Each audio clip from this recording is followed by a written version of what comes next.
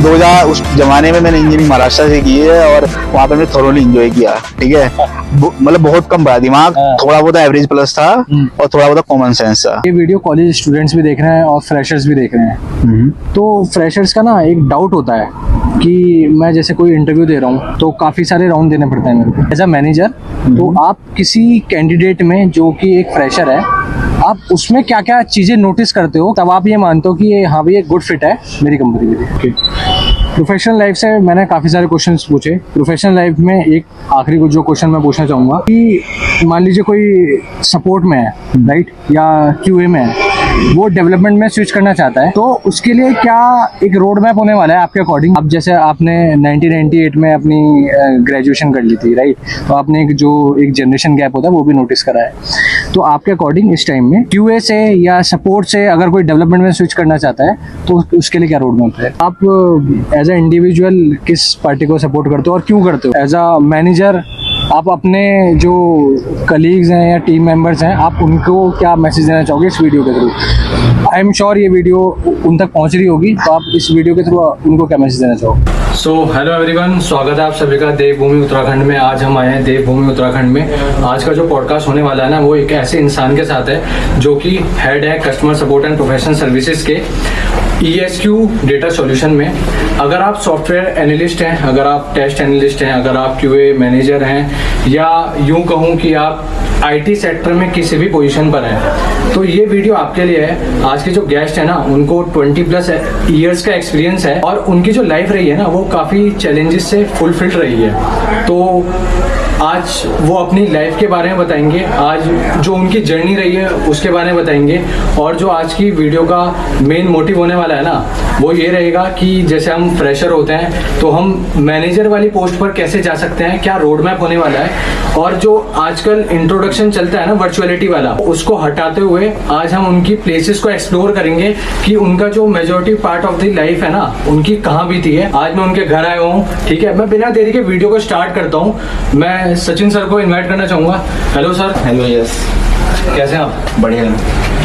Sir, जो आज की वीडियो का मोटिव है ना, वो ये होने वाला है, ये आज फ्रेशर्स हैं जो देख रहे हैं इस वीडियो को, टेस्ट इंजीनियर हैं, सॉफ्टवेयर टेस्ट एनालिस्ट हैं, और हमारा ना एक ड्रीम होता है कि हम इतनी बड़ी मैनेजर वाली पोस्ट पर कैसे जा सकते हैं। ठीक है, तो आप उसका एक रोड मैप बताने वाले हो, तो ओवर टू यू। कैसे हम ऊंचाई तक पहुंचेंगे, उससे पहले मैं यस का इंट्रोडक्शन करता हूं। तो यस काफ़ी उभरते हुए यूट्यूबर हैं और इन्होंने रिसेंटली मेरी टीम को ज्वाइन किया है और काफ़ी उभरते हुए और अच्छे ये सॉफ्टवेयर इंजीनियर भी हैं। तो मैं सबसे पहले अपनी थोड़ा सा जर्नी बताता हूँ। तो मैं जहाँ पर खड़ा हूँ, ये खेड़ली गांव है जो कि हरिद्वार में है। 150-200 साल पुराना गांव है। यहाँ से मेरी अपनी यात्रा स्टार्ट की है। और मेरे फादर जो कि प्रिंसिपल हैं और 3-4 न्यूज़ पेपर में पहले पत्रकार भी रहे हैं। नाइस। और एक मेरा भाई है जो कि हैदराबाद में है, एक मेरी सिस्टर है जो कि नोएडा में है, मेरे वाइफ है और सन और डॉटर है। तो ये मेरी अभी छोटी जर्नी के बारे में मैंने बताया है। अगर हम कहेंगे कि स्टेप बाय स्टेप मैं कहाँ कैसे रीच किया है, then I will explain further then when I move to different places. ठीक है सर, बिना देरी के आपके इन प्लेसेस पे चलते हैं, उन जगहों को एक्सप्लोर करेंगे जहाँ आपका majority part of the life बीता है, वो जो टाइम बीता है आपका, वो एक्सप्लोर करेंगे। तो बिना देरी के चलते हैं।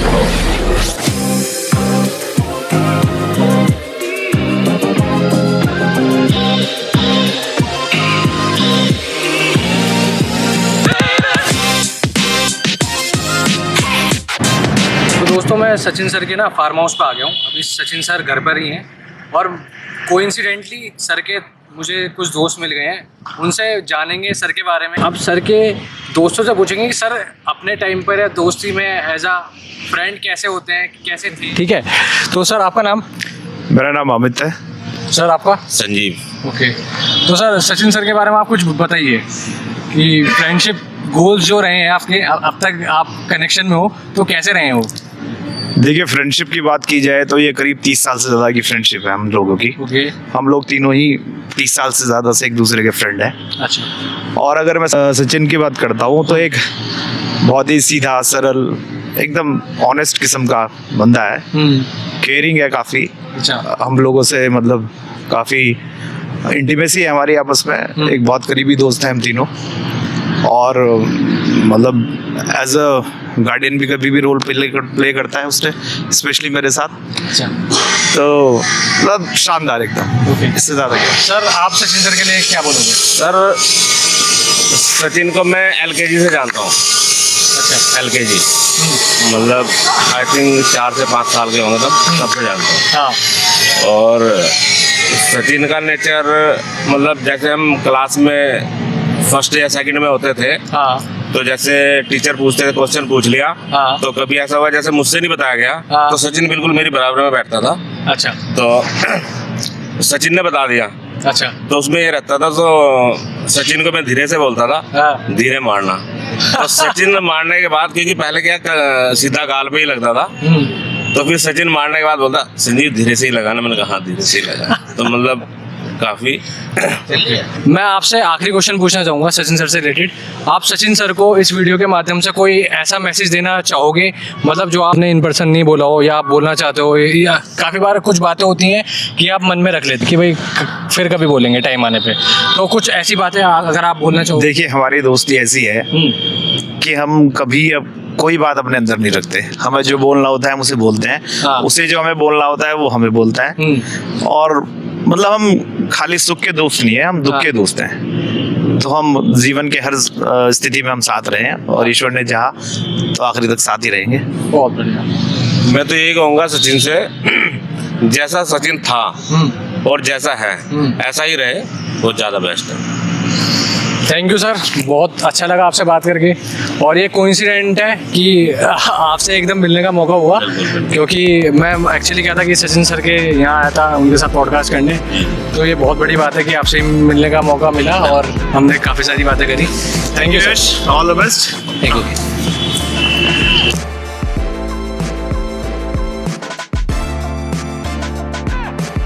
तो सर जैसे आप जिस पोजीशन पर हो, ये जो मैनेजर वाली पोजीशन है, हेड हो आप customer support and professional services के, तो पहला क्वेश्चन ये है कि आपको इस पोजीशन पे रहकर कैसा लग रहा है, कैसा फील आता है, मतलब मैनेजर वाली पोजीशन पे कैसा फील आता है? देखो यस, पहली बात तो ये है कि पोजीशन मैंने पहले भी लास्ट टाइम बताया था, पोजीशन मेरे लिए सेकेंडरी है। मेरी एक नेचर है कि जिस काम को मैं करता हूँ उसको पैसिनेट होके करता हूँ, ठीक है, चाहे बीट जो मैं फार्म हाउस रन कर रहा हूँ या मेरा एक छोटा बिजनेस पहले था या मैं जॉब करता हूँ, ठीक है। तो मैं इसको कह सकते हैं प्लस पॉइंट भी है, माइनस पॉइंट भी है कि मैं किसी भी काम को पूरी तन्मयता से और पूरी ईमानदारी से करता हूँ, जैसे मेरे, ठीक है।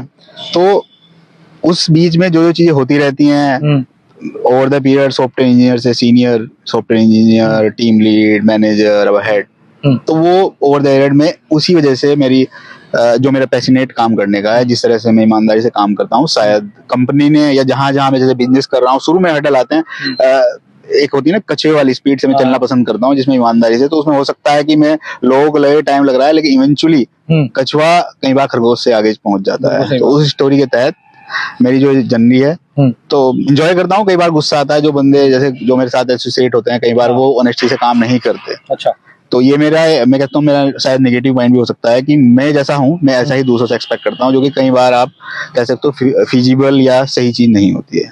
ठीक है सर, ये ना जो मैं पॉडकास्ट करता हूँ, ये मैं बहुत ऑनेस्ट टॉक रखता हूँ कि यहाँ पर हम कुछ भी स्क्रिप्टेड नहीं होता है। तो मतलब जैसे हम स्टेप बाय स्टेप चलते हैं। आप पहली कंपनी में, आपकी पहली कंपनी कौन सी थी, जब आपकी प्रोफाइल क्या थी? जैसे मैंने स्टार्टिंग में मेंशन किया कि आपको 20+ ईयर्स का एक्सपीरियंस है। हम इनिशियल स्टेजेस से चलेंगे, फिर हम ये जो 20+ वाला है ना, फिर हम इस पाएंगे। आप स्टार्टिंग से बताओ कि आप पहली कंपनी कौन सी थी और आपकी तब कौन सी प्रोफाइल थी? अब मैं इस जर्नी को ना अपनी स्टार्टिंग से शुरू करता हूँ, रेदर देन। बिल्कुल। तो मेरी स्कूलिंग यहीं पास पे जहाँ बैठे हैं, यहाँ से 1 किलोमीटर होगा, बाल सदन स्कूल से हुई है, जहाँ से मैंने नर्सरी टिल 8 तक अपनी एजुकेशन ली है। उसके बाद 8 टिल 12th मैंने स्कूल से एजुकेशन ली है, जहाँ से मेरे फादर प्रिंसिपल रहे हैं। अच्छा। रहे थे। 12 के बाद मैंने BSc bachelor in science computer science से 1 साल किया। 1 साल के बाद मैं 1994 में इंजीनियरिंग के लिए गया। तो मैंने 1998 में अपनी engineering electrical power and electron से कंप्लीट की। उसके बाद मैंने कुछ मेरा 2 साल का जो पीरियड है वो लीन पीरियड गया, whereas I was trying to obtain MBA degree, but somehow I couldn't do that. उसके बाद मैंने एडवांस डिप्लोमा ई कॉमर्स किया और अब मैं बैक टू द उस आंसर पे आता हूँ इस पूरी हिस्ट्री को बताते हुए कि मैंने कहाँ से, तो मैंने अपनी जर्नी ESQ में as a trainee software engineer start की 2002 में, और 2014 में रिजाइन किया, that time I was a QA and release manager. Okay. 2014 to 18 I was doing few small businesses including this business, this farmhouse, and one company of mechanical company that I was running along with my friend. उसके बाद 2018 में मई में मैंने rejoin किया ESQ को. इस बीच में मैं इक्विटी IT सॉल्यूशन में भी काम किया है. अच्छा. तो इवेंचुअली आप कह सकते हो मेरी ये ESQ to ESQ first and then equity and then there were few businesses here and there. ठीक है. MBA से याद आया कि जैसे हम कॉलेज में होता है ना, तो हमारा मतलब जो हमारे प्रोफेसर होते हैं या हमारा कोई सीनियर होता है, तो वो ये बोलते हैं कि यार अगर तुम्हें मैनेजर वाली पोस्ट पे जाना है ना, तो MBA डिग्री जरूरी है. जैसे मैं आपका करियर पाथ देख पा रहा हूँ, आपने अभी MBA नहीं करा, राइट, पर आप मैनेजर वाली पोस्ट पर हो, तो ये वाला इसके लिए क्या रोड मैप रहेगा देखो फ्रेशर के लिए? मैंने वही बताया ना. हाँ. आप किसी भी काम को करते हो तो उसमें सबसे जो the four most important thing मैं मानता हूँ, पैशनेट हो. तो पैशनेट होते तो उसमें 2-3 चीज इंक्लूड होती हैं इटसेल्फ, जैसे कि हार्ड वर्क, डेडिकेशन, ऑनेस्टी. ठीक है. उससे पहले भी मोस्ट इंपोर्टेंट थिंग मैं मानता हूँ, आदमी को क्रिएटिव और इनोवेटिव होना चाहिए. बिल्कुल. तो फर्स्ट इंपोर्टेंट होगा क्रिएटिव / इनोवेशन. सेकंड होगी आपकी पैशनेट हो आप काम के प्रति, और आप काम को ऑनेस्टी से करो. तो मैं जो मानता हूँ कि ये 3 अगर आपके पास हो जाएंगे तो मुझे नहीं लगता कि आपको मैनेजर, हेड, VP, AVP बनने से कोई रोक सकता है. However there would be several और वेरियस ऑब्स्टेकल्स, वो तो आपके पास होंगे ही. वो तो आपकी हार्ड वर्क जरूरी होता है, लेकिन कई बार आपका लक भी, देखो उसमें भी थोड़ा बहुत लक का भी रोल होता है. तो लेकिन आपकी जर्नी एज ए मैनेजर भी आप रीच कर जाओगे, आप हेड भी बन जाओगे. तो मुझे समझता हूँ MBA बहुत अच्छी बात है, क्योंकि आपको उसमें बिजनेस से रिलेटेड चीजें बताई जाती हैं. ठीक है. जो आपको मेरे जैसे आदमी को एक्सपीरियंस चाहिए. जब आप सपोज आप IIM से करते हो या MT गाजियाबाद से करते हो या आप MDI से करते हो या सिम्बोसिस से करते हो, तो वहां पर आपको MBA के दौरान ही वो चीजें बताई जाती होंगी, जो मैंने तो नहीं पढ़ा, लेकिन वट एवर आई हर्ड कि ऐसा होता होगा. तो जो मुझे 8 या 10 साल में, 7-8 साल में लगा, शायद वो 2 साल में हो जाता होगा बड़े इंस्टीट्यूट में, जो मुझे टाइम लगा. लेकिन पहुंच जरूर जाओगे. तो टू बिकम ए मैनेजर आपको सबसे पहला सबसे उससे भी तीनों से ऊपर आप ह्यूमन बीइंग हो. सबसे पहले आप क्रिएटिव और इनोवेशन आपके अंदर हो, ये नहीं कि आप एक जैसा ही काम किए जा रहे हो. दूसरा आपके पास पैशनेट हो, चाहे आप खेल में हो, चाहे आप अपनी इंजीनियरिंग में हो, चाहे आप जॉब करते हो, चाहे एग्रीकल्चर करते हो, चाहे आप कोई बिजनेस कर रहे हो. तो किसी भी चीज में ये 3-4 चीज ना, as a human being, as a creative, innovation, passionate और ऑनेस्टी, ये अगर 3-4 चीज होंगी तो आई डोंट थिंक कि आपको कोई रोक पाएगा. जैसे क्या होता है कि एक बड़ी पोजीशन होती है, जैसे आपकी मैनेजर वाली पोजीशन है, तो क्या लाइफ बहुत ज्यादा कंफर्टेबल हो जाती है? मतलब देखो, sorry to interrupt you. Comfortable उन लोगों के लिए होती है जो काम नहीं करना चाहते, दूसरे पे डालते हैं. To be very honest. ठीक है कि हाँ, किसी का काम दूसरे पे डालना है, मतलब क्या बोलते हैं, बॉल को इस साइड में करना है, जो मेरी फितरत नहीं, मैं कभी करूंगा भी नहीं. क्योंकि मैं चाहता हूँ जॉब के दौरान मैं इतना टफ हो जाऊं, इतने मेरे पास प्रॉब्लम आए कि मैं आगे चलकर अगर मुझे बिजनेसमैन, एंटरप्रेन्योर या कोई समाज, मतलब सोशल करना पड़े, तो मैं वो अच्छे से कर पाऊं. क्योंकि टचवुड मेरे पास वो सारी एस्पेक्ट हैं जिससे कि मैं एक, हो सकता है कि मैं समाज सेवा में या छोटा मोटा पॉलिटिक्स में या छोटा मोटा बिजनेस में चला जाऊं. मेरे में जो मुझे कमी जो लगती है, एक तो जो मैंने बताया कि मैं थोड़ा इमोशनल, दूसरी है मेरी थिक स्किन नहीं है. तो टू वियर और to become a thick skin, to have it thick skin, ये चीजें मैं सीख रहा हूँ कि कैसे मेरे पास टफेस्ट से टफेस्ट चीजें आए और फिर भी एक जैसा हूँ, जो मेरे लिए अभी थोड़ा मुश्किल है. आपने मेंशन किया थिक स्किन नहीं है. मैं चाहूंगा कि आप इस पॉइंट को और इलेबोरेट करो कि इसका क्या मतलब है. थिक स्किन का मतलब ये है कि जो मैं समझता हूँ कि कैसी भी सिचुएशन आए, या आपको कोई आपके मुंह पे कह रहा है कि यार तो बहुत ही अच्छा बंदा नहीं हो, या तुम गलत काम करते हो, जबकि आप ऐसा नहीं हो, तो आप इमोशंस बिल्कुल नहीं है, अरे कोई बात नहीं, कुछ भी हो जाए. जैसे पॉलिटिशियन होते हैं, ये नहीं पॉलिटिशियन का मैं डिसरिगार्ड कर रहा हूँ, मतलब उनको तो हमारे से कई गुना मेहनत करनी पड़ती है. लेकिन उनमें एक चीज होती है कि किसी भी तरह का बंदा आ जाए और कोई भी उनके चाहे खिलाफ बोले, कुछ बोले, तो वो एक जैसे रहते हैं. या कोई जो बड़ी पोजीशन पे बंदे होते हैं, है ना, या कोई DM है, SDM है, उनके पास ये खासियत होती है कि आपको कुछ भी आपके सामने बोलेंगे, लेकिन अभी मेरे अंदर वो चीज नहीं है. मैं मतलब ये मेंशन करूंगा, मैंने दो चीज़ नोटिस करी।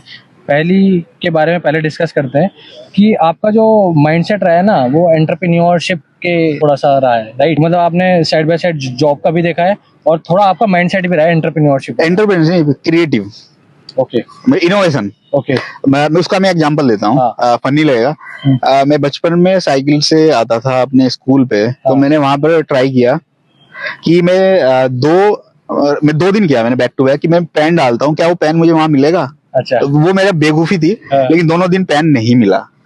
ठीक है, मेरी बेवकूफी थी, लेकिन मैंने कोशिश तो की ना भाई, बिल्कुल। कि मेरे दिमाग में आया, मैंने किया। हाँ। ठीक है, हाँ।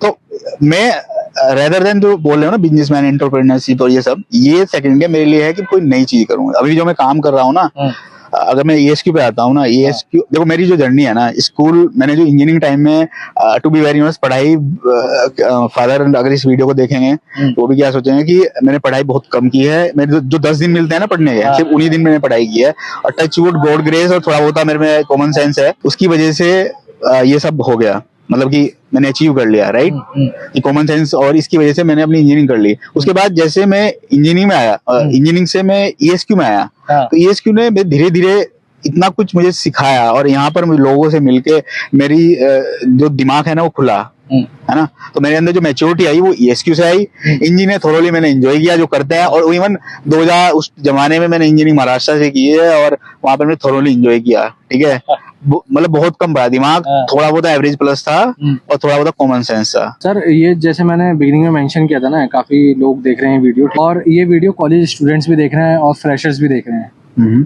तो फ्रेशर्स का ना एक डाउट होता है कि मैं जैसे कोई इंटरव्यू दे रहा हूँ तो काफी सारे राउंड देने पड़ते हैं मेरे को एज अ मैनेजर। तो आप किसी कैंडिडेट में जो कि एक फ्रेशर है, आप उसमें क्या क्या चीजें नोटिस करते हो तब आप ये मानते हो कि ये हाँ भाई, ये गुड फिट है मेरी कंपनी के लिए? अगर मैं फ्रेशर की बात करूं, तो फ्रेशर में जो मैं सबसे फॉरमोस्ट चीज देखता हूं, वो मैं देखता हूं कि उसने जो पढ़ाई की है, जो उसने एजुकेशन ली है, engineering whatever, MCA, engineering, PCA, तो वो एजुकेशन क्या उसने प्रॉपर्ली ली है नहीं ली है, सबसे इम्पोर्टेंट चीज मैं देखता हूँ। दूसरा मैं देखता हूँ कि उसकी सीखने की ललक कितनी है। ठीक है, तो 2 इम्पोर्टेंट चीज होगी। और तीसरा मैं देखता हूँ कि उसका थोड़ा बहुत IQ। तो फर्स्ट चीज होगी उसने इंजीनियरिंग में क्या जो पढ़ाई की है उसने क्या प्रॉपर की है, या उसने टाइम पास किया है। सेकंड में देखता हूँ कि उसमें सीखने की ललक कितनी है, और तीसरी चीज जो मैं देखता हूँ आगे कैसे काम करेगा। तो इन 3 चीजों को देखता हूँ। ओके, मतलब आपका बेसिकली ये पर्सपेक्टिव है कि मैं सामने वाले इंसान में या जो भी फ्रेशर है उसमें ये चीज़ देख रहा हूँ कि उसमें सीखने का कितनी आग है। अगर मैं हाँ, मैं ये नहीं देखता कि मैं इसको SQL के या SQL या ऑपरेटिंग सिस्टम के क्वेश्चन जो कि हमारे लिए IAS, जैसे अगर हम अपनी बात करें वेब सर्वर की बात, उन पे नहीं करता मैं। अगर मैं बात भी करूंगा तो web server as a technology की बात करूंगा।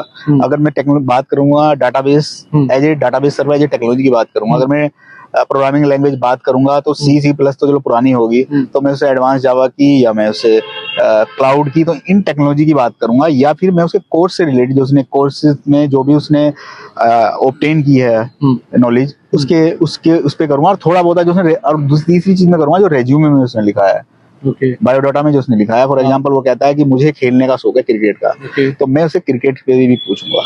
ओके सर, जैसे आपका जो करियर पाथ रहा है ना, आप QA में भी थे, फिर आप हेड बने, तो पहला क्वेश्चन ये होगा कि जैसे जो QA डिपार्टमेंट होता है, इसमें कम प्रेशर रहता है as compare to customer support, या कस्टमर सपोर्ट में ज्यादा प्रेशर रहता है? क्या है, मतलब क्या डिफरेंस है? यस, उसमें आंसर वही है, जो लोड लेना है वो बंदे टू बंदे डिपेंड करता है। ठीक है, QA पे भी बहुत काम होता है। अच्छा। क्योंकि QA को हमारे, अगर मैं ESQ की बात करूं तो डिलीवरी भी देनी पड़ती है। ठीक है, उस पे कस्टमर का प्रेशर शायद थोड़ा कम होता है। कस्टमर सपोर्ट पे जो सबसे इम्पोर्टेंट चीज है वो आपका अटेंटिवनेस और कम्युनिकेशन। QA में है कि आप कैसे थोरोली टेस्टिंग कर सकते हैं और डिलीवरी दे सकते हैं। 2 एस्पेक्ट हो गए। अगर सपोर्ट में अगर नॉलेज थोड़ी सी हल्की कम भी होगी तो चलेगा, लेकिन उसकी अटेंटिवनेस और उसका कम्युनिकेशन पार होना चाहिए। QA में हमारी जैसी कंपनी में, अगर हमारी कंपनी में बात करें जहां पर आपको एनालिसिस भी करना पड़ता है, वहां पर आपको प्रोडक्ट की अंडरस्टैंडिंग पार होनी चाहिए, आपको बिजनेस नॉलेज पार होनी चाहिए। ठीक है, और थोड़ी बहुत ही कस्टमर की भी होनी चाहिए, और डिलीवरी साइड में। तो उसमें QA मल्टीपल एस्पेक्ट है। सपोर्ट में प्रेशर उस कस्टमर के एंगल से काफी ज्यादा है एज कम्पेयर टू QA, लेकिन दोनों अलग अलग एस्पेक्ट हैं। पर अगर मैं आपसे पूछूं कि आपने जब QA में थे, आपने वो चीज जब का टाइम ज़्यादा एंजॉय किया जब आप सपोर्ट में है, जब का टाइम एंजॉय किया? अब मैं थोड़ा इसमें डिस्टिंग्विश करना चाहूँगा। Tough question to ask and to answer, sorry. उस टाइम की जनरेशन अलग थी। If I talk about 2002 to 2014, that was a different story altogether, right? उस टाइम की जनरेशन अलग थी, अब की जनरेशन अलग है। तो जैसे होता है ना, जैसे क्रिकेट में हम सचिन तेंदुलकर विराट कोहली से कंपेयर करते हैं, these are two different era, right? So you cannot compare. However, यहाँ पर एक है कि यस, मैंने QA में अलग टाइप से एंजॉय किया, क्योंकि मैंने यहाँ पर पहले मैंने बताया था स्टार्टिंग में डेवलपमेंट में ज्वाइन किया, फिर मैंने QA और रिलीज में काम किया। तो उस टाइम डिफरेंट टाइप का, क्योंकि हम बहुत छोटी टीम थे, मतलब we were only around 10 to 15 people that time, ठीक है, जहाँ से हमने जर्नी स्टार्ट की। तो वहाँ पर ऑब्वियसली एक अलग टाइप का एंजॉय होता है। यहाँ पर अलग टाइप का एंजॉय है या चैलेंजेस है, आई वुड रेदर से, the second tenure 2014 to 2018। Okay, professional life से मैंने काफ़ी सारे क्वेश्चंस पूछे। प्रोफेशनल लाइफ में एक आखिरी को जो क्वेश्चन मैं पूछना चाहूँगा कि मान लीजिए कोई सपोर्ट में है, राइट, या QA में है, वो डेवलपमेंट में स्विच करना चाहता है, तो उसके लिए क्या एक रोड मैप होने वाला है आपके अकॉर्डिंग? अब जैसे आपने 1998 में अपनी ग्रेजुएशन कर ली थी, राइट, तो आपने एक जनरेशन गैप होता है वो भी नोटिस करा है। तो आपके अकॉर्डिंग इस टाइम में QA से या सपोर्ट से अगर कोई डेवलपमेंट में स्विच करना चाहता है तो उसके लिए क्या रोड मैप है? QA से सपोर्ट में, सपोर्ट से QA? सपोर्ट और QA टू डेवलपमेंट। देखो, अगर हम सपोर्ट से QA अगर करते हैं तो सबसे पहले जो इम्पोर्टेंट चीज़ है वो आपको प्रोडक्ट अंडरस्टैंडिंग। ओके, तो सबसे पहले मैं खुद ही क्वेश्चन अपने आप से पूछना चाहिए, अगर एज ए सपोर्ट इंजीनियर और सीनियर सपोर्ट इंजीनियर, क्या हमें प्रोडक्ट की उतनी अंडरस्टैंडिंग है, सारे पैरामीटर, सारी कॉन्फ़िगरेशंस, सारी चीज़ें हमें आती हैं? अगर आती हैं तो आप फिर QA में अपने आप को देख सकते हो, और वो भी लॉजिकली और डिजाइन लेवल। ये नहीं कि आपने जो बस एक चीज देखी है और उसके आधार पे, आपको उसकी लॉजिकल चीज आनी चाहिए, तब आपका डेफिनेटली आप QA में कर सकते हो। अगर आप डेवलपमेंट की बात करते हो तो क्या आप इंटरनेट पे जाके या पढ़ने में आपकी दिलचस्पी है, आपकी रुचि है पढ़ने में, then you could think about development. काफी सारी हमने प्रोफेशनल लाइफ से रिलेटेड बातें करी।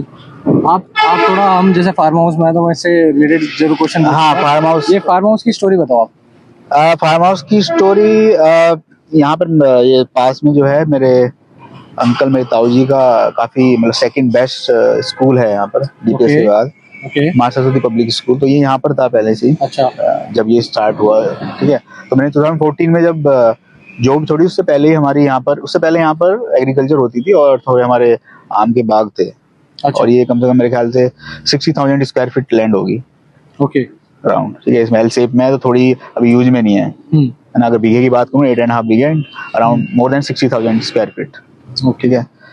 तो अब इस पे बहुत सारी चीजें हो सकती थी, इस पे कॉलेज भी हो सकता था, इस पे फैक्ट्री भी हो सकती थी, और इस पे 2-4 और बिजनेसेस हो सकते थे। लेकिन एक बिजनेस जो कि चलने की ज्यादा संभावनाएं हैं, उनमें 2 सबसे इम्पोर्टेंट, एक स्कूल और एक फार्म हाउस है। तो स्कूल तो ताऊ जी का है ही था पहले, एंड सेम स्कूल भी हो सकता था, लेकिन उस टाइम से सोचा कि उस टाइम जरूरत भी थी, तो हमने फार्म हाउस, जो कि कन्वर्ट आगे चल के होटल या किसी में हो सकता है। तो 2013 में 14 के स्टार्टिंग में हमने शुरू किया था कंस्ट्रक्शन। मैंने सॉरी मई में स्टार्ट किया था, लेकिन उसका डिजाइन हमने जनवरी से स्टार्ट किया। तो 2015 मेरे ख्याल से 24 जैन को हमने 2015 में इसका इनोवेशन किया था। तो उस टाइम तो मैं अपना ही काम कर रहा था, उस टाइम मैंने ही रन किया काफी दिनों तक, ठीक है। और उसके बाद मैंने ये अभी थोड़े दिन के लिए लीज पे दिया हुआ है अभी। लेकिन बाहर जो देख रहे हो, ये 4 फुट ऊंचा हमारा जो LED बोर्ड है, ये मैंने लगवाया है। इसके पीछे भी कहानी है, मैंने खुद डिजाइन किया है। हमने काफी सारी प्रोफेशनल बातें करी, ठीक है। अब मैं आपके पॉलिटिकल इंटरेस्ट के बारे में जानना चाहूँगा। ओके, श्योर, ठीक है। अब कुछ राम मंदिर का भी इतना चल रहा था, राम मंदिर बना हमारा, तो आपका मतलब आप एज ए इंडिविजुअल किस पार्टी को सपोर्ट करते हो और क्यों करते हो? देखो, पार्टी तो मैं शायद ना बताऊं इतने ओपन मंच पे, और लेकिन मैं एक चीज जरूर कहूंगा, राम मंदिर ठीक है, वो तो बनना सभी का सौभाग्य है कि वो बन रहा है।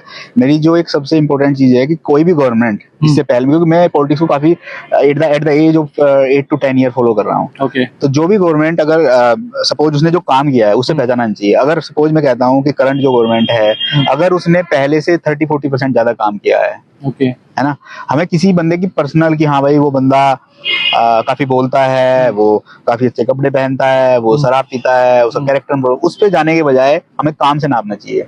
अगर इस गवर्नमेंट ने या किसी भी गवर्नमेंट ने पहली गवर्नमेंट से अगर 40-50% ज्यादा काम किया है, दैट्स मीन हमें उसी गवर्नमेंट को सपोर्ट करना चाहिए। थोड़ा ना ट्रेड्स पे बातें कर लेते हैं कि काफी बार क्या होता है, कुछ कुछ इंडिविजुअल ये होते हैं कि मान लीजिए कोई उनका किसी के प्रति एक माइंडसेट बन गया, ठीक है। तो काफी बार क्या होता है कि मैंने जैसे कॉलेज में भी नोटिस करा, तो भाई अगर मेरा माइंडसेट किसी इंडिविजुअल के लिए ऐसा बन गया कि मान लीजिए पॉजिटिव बन गया तो हमेशा पॉजिटिव रहता है, या नेगेटिव बन गया तो वो नेगेटिव ही रहता है कि अगर वो इंसान कल को कुछ अच्छा भी काम कर ले तो हमारा क्या रहेगा, हाँ भाई सही नहीं है। तो आपका माइंडसेट कैसा है, आप अपने माइंडसेट को कैसे देखते हो? देखो एज ए ह्यूमन अगर हम बात करें तो ये वो मानव का और ह्यूमन का स्वभाव है कि वो परसेप्शन बनाता है। बिल्कुल। एज ए ह्यूमन बीइंग मैं भी परसेप्शन बनाता हूँ, लेकिन मैं परसेप्शन के ऊपर अपनी गट फीलिंग को काफी इंपॉर्टेंस मानता हूँ। अगर सपोज मुझे किसी बंदे ने कहा कि ये बंदा अच्छा काम नहीं कर रहा है, फॉर एग्जाम्पल एक्स बंदे ने वाई के लिए बोला, तो पहले मैं उसको सुन लेता हूँ, उसके बाद मैं फिर वाई बंदे से भी मिलता हूँ और जेड बंदों से भी उसका ओपिनियन लेता हूँ, तब मैं एक लेवल के ओपिनियन पर परसेप्शन पे आता हूँ। लेकिन परसेप्शन देखो ह्यूमन नेचर है, ह्यूमन की मतलब हर आदमी परसेप्शन क्रिएट करता है। सपोज एक बंदा आपके पास नजदीक रहता है, राइट, और वो आपके पास हर टाइम आपको बोलता है कि भाई वाई बंदा गड़बड़ करता है, अगर वो 100 बार कहेगा ना, चाहे आप कितने भी स्मार्ट हो, आप उसकी बात पे थोड़ा बहुत विश्वास जरूर करोगे। बिल्कुल। स्टूडेंट्स के लिए एक मैसेज अगर आप देना चाहोगे कि भाई कॉलेज स्टूडेंट्स के लिए ये मैसेज है, तो आप कॉलेज स्टूडेंट्स के लिए क्या मैसेज है? पहला जो मैंने आपको बोला था, फॉरमोस्ट थिंग कि आपको क्रिएटिव और इनोवेटिव होना चाहिए। Okay. दूसरा आपको पैशनेट होना चाहिए। ओके और तीसरा आपको ऑनेस्ट होना चाहिए। Okay. और उससे भी ऊपर आपको गुड ह्यूमन बीइंग होना चाहिए। That is the 4 most important thing that everyone should have in as per my opinion. ये कॉलेज स्टूडेंट्स के लिए बात हो गई। आप एज अ मैनेजर आप अपने जो कलीग्स हैं या टीम मेंबर्स हैं, आप उनको क्या मैसेज देना चाहोगे इस वीडियो के थ्रू? आई एम श्योर ये वीडियो उन तक पहुंच रही होगी, तो आप इस वीडियो के थ्रू उनको क्या मैसेज देना चाहोगे? अब मैसेज तो जैसे मैंने बोला, जो 4 चीजें हैं वही सभी, वो मैसेज नहीं है, वो मुझे लगता है, हो सकता है दूसरों के लिए अलग हो, लेकिन मैंने इस जर्नी के दौरान ये 4 चीजें सबसे इंपॉर्टेंट मानी है। ठीक है, तो मैसेज तो मेरा यही है कि इसी तरह काम कर, जैसे अगर मैं ESQ की बात करूँ एज ए कंपनी, तो जैसे सब लोग काम करते हैं, देखो थोड़े बहुत है कहीं पर कुछ अच्छे और कुछ नॉर्मल और कुछ जिनसे जो हमें अच्छे नहीं लगते। हर जगह लोग होते हैं, हमें उनके साथ मिलजुल के काम करना पड़ता है। हर जगह आपको IITian नहीं मिलेंगे, हर जगह आपको NITian नहीं मिलेंगे, हर जगह आपको MLR, अब तो खैर रीजनल कॉलेज हो गए, वो नहीं मिलेंगे। उसी के साथ पब्लिक के साथ हमें काम करना है, उन्हीं को मोटिवेट करना है। जैसे तुम्हें पता है कि मैं मोटिवेट करता हूँ मंथली या ईयरली के थ्रू, तो उसी तरह मोटिवेट करना, उसके बावजूद भी गर्ज रहेंगी लोगों की, और उसी के लिए मुझे थिक स्किन करनी है अपनी। आपने लाइक मैंने भी नोटिस करा है कि आप उनको रिवार्ड्स देते हो, ठीक है। आप जैसे कॉफी विद करण का होता है तो आप उन्हें रिवार्ड्स भी देते हो। तो काफ़ी बार क्या होता है कि कोई एक इंडिविजुअल होता है, या काफ़ी बार ऐसा भी होता है कि 2-4 या 4 फॉर एग्जांपल 4 इंडिविजुअल हैं, वो भी अच्छा काम कर रहे हैं।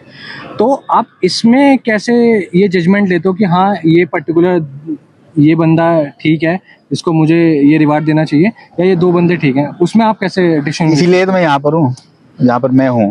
ओके ठीक है, अदरवाइज तुम नहीं, उसका है क्या है, एक तो आप क्लोजली ऑब्जर्व करते हो, है ना, बिना इंटरवीन किए उसके मैनेजर के साथ, क्लोजली उसकी ईमेल्स, उसके काम को ऑब्जर्व करते हो, राइट, कैसे वो बिहेव करता है अपने कस्टमर्स के साथ। अगर सपोर्ट की हम बात करें, कैसे उसकी ईमेल्स होती हैं, है ना, और कितनी, जैसे मैंने बोला, कितना हार्ड वर्क वो कर रहा है, कितना पैशनेट है वो काम के लिए, या वो टाइम पास कर रहा है। इन चीज पे फिर गट फीलिंग भी होती है, इतनी ओवर द एक्सपीरियंस जो मेरा है, राइट, तो वो सबका तड़का मिला के दैट जजमेंटल कॉल होती है। ओके सर, मतलब आपसे बात करके बहुत अच्छा लगा। Okay, thank you so much. Yes, मतलब ये सौभाग्य की बात है कि behind the scene all the cameramen and all